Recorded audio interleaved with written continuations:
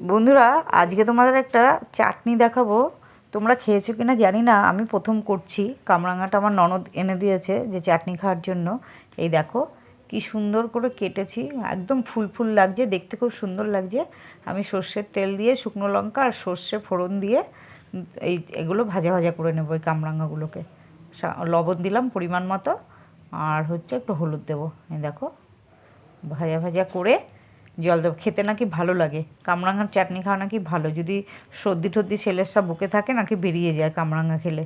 এখন জানি না, বয়স্ক মানুষ বললো তাই নিয়ে এসে করলাম। এই দেখো, এবার ঢেকে দিলাম একটু জল দিয়ে, সেদ্ধ হলে মিষ্টিটা দেবো।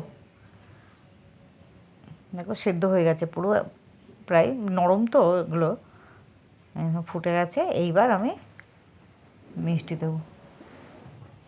চিনি দিলাম 2 চামচ, আর একটু গুড় দেবো। বেশি চিনি দেওয়া, লবণটা মনে হয় একটু কম লাগছিলো, তো একটু লবণ দিলাম।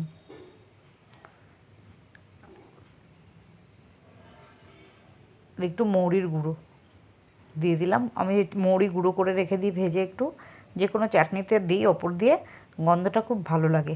তোমরাও করবে এরকম, দেখবে ভালো লাগবে। দেখো রেডি হয়ে গেছে আমাদের কামরাঙার চাটনি।